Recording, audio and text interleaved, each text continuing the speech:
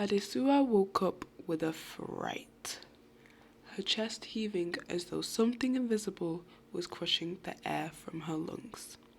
Her eyes darted around the room, and then she saw it, a shadowy figure near the door, barely visible in the moonlight.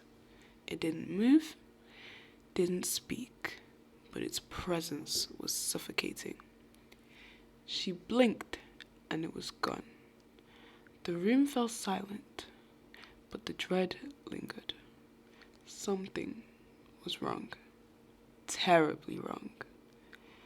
And Adesua knew that this was not her imagination.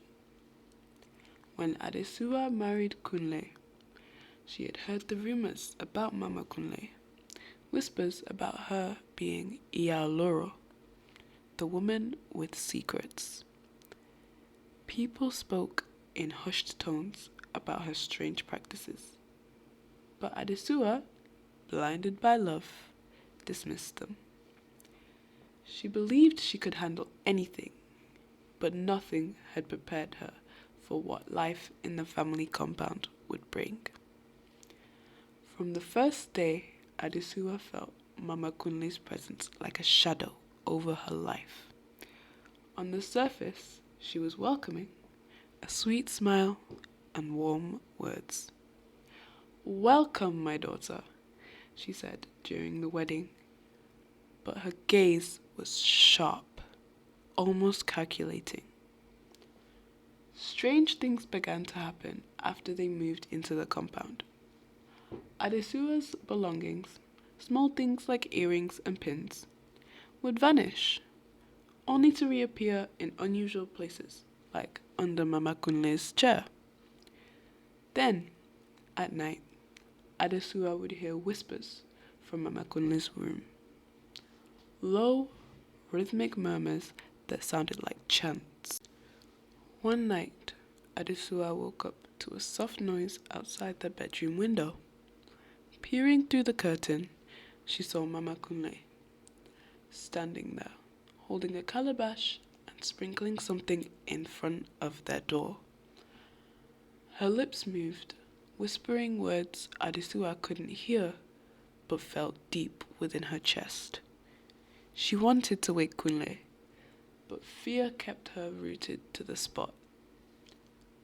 The next morning, Adesua's body felt heavy. Her hands trembled and her strength seemed to drain away with each passing day. Kunle brushed it off as stress, but Adesua knew better. The whispers at night grew louder, and she began to find strange charms hidden in their room. Cowric shells tied with red thread tucked into the corner. The final straw came when Adesua woke up to the smell of burning herbs. Opening the door, she saw a small fire in a clay pot, and Mama Kunle standing nearby, chanting. Her voice was low but forceful, the flames flickering in her sharp eyes.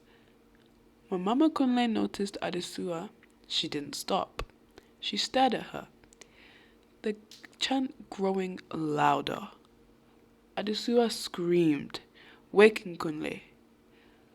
But by the time he reached the door, the fire was gone, and Mama Kunle had disappeared into the darkness.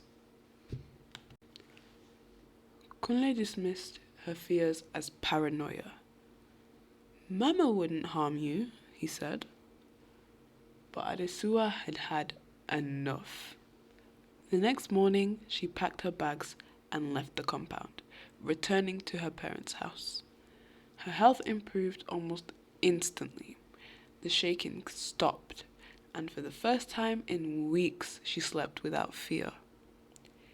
Kunle tried to reconcile, but Adesua refused to return. Yet, even in the safety of her parents' home, she couldn't shake the feeling that something was watching her. One night, just as she began to drift to sleep, she heard it again.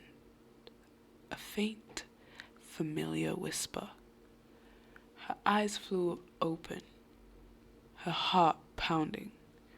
The room was dark, but she swore she saw something, a shadow, by the corner of her bed.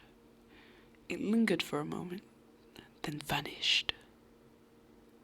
Adesua sat up, trembling. Was she free of Mama Kunle? Or had something followed her?